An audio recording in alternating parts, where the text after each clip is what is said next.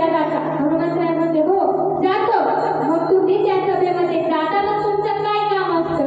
हनुमंतराय सांगू लागले काय नाही, जायचं प्रभू रामचंद्रांचं दर्शन घ्यायचं, विश्वामित्राचं दर्शन घ्यायचं, सगळ्यांचं दर्शन घेऊन पुन्हा आपल्या जागेवर जाऊन बसायचं.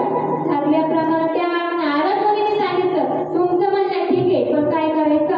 उद्या तुम्ही सगळ्यांच्या पाया पडायचं, प्रभू रामचंद्राचं दर्शन घ्यायचं, सीतामातेचं दर्शन घ्यायचं, फक्त त्या विश्वामित्राच्या पायाला हात लावायचा नाही. हनुमंतराय म्हणले ठीक आहे.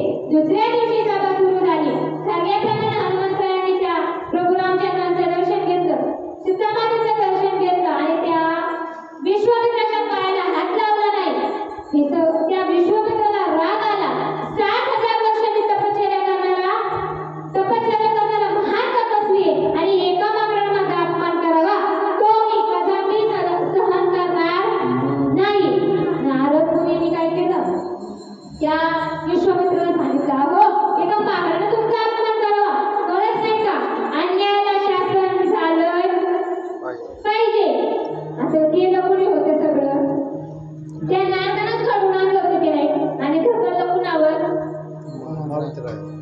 तर केलं त्याने सगळं करून जाणार आणि कुठंच नाही सापडलं त्याचं नाव. नारद मुनीने घडवून आणलं होतं. तिने गाडी टाकून विश्वामित्राला दिलं पेटून आणि विश्वामित्राला सगळ्या सभेमध्ये प्रश्न मांडला की या हनुमंतरायांना शिक्षा झाली पाहिजे, हनुमंतरायांना शिक्षा झाली पाहिजे. प्रभू रामचंद्रांना सांगितलं रामा ऐक, उद्या युद्धाला ते हनुमंतराय यायला पाहिजे आणि जर तुम्ही याला नाही ना तर कुणाला कलंक लागेल, तर हा उद्या मेला पाहिजे. ठरल्याप्रमाणे हनुमंतरायांनी थोडासा नर्वस चेहरा केला आणि डोक्याला हात लावला. डोक्याला हात लावला पाहिला कुणी?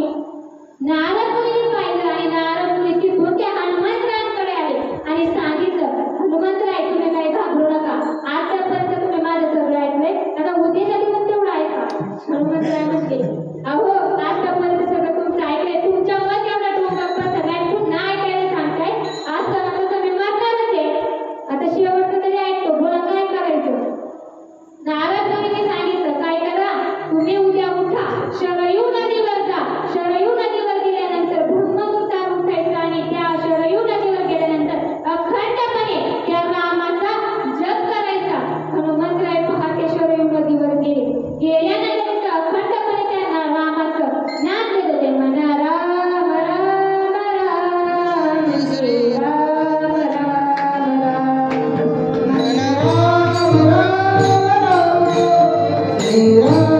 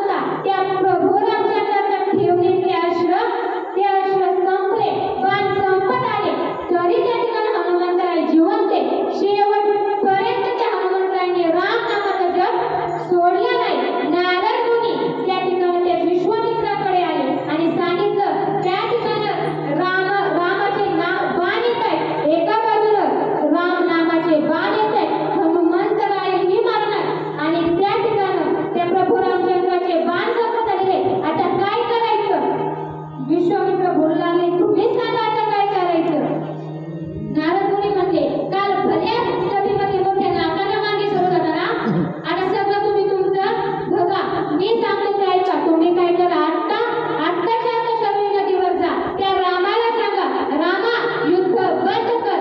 रामानं जर युद्ध बंद केलं तर हनुमंतरायही मरणार नाही आणि रघुकुलालाही कलंक लागणार नाही.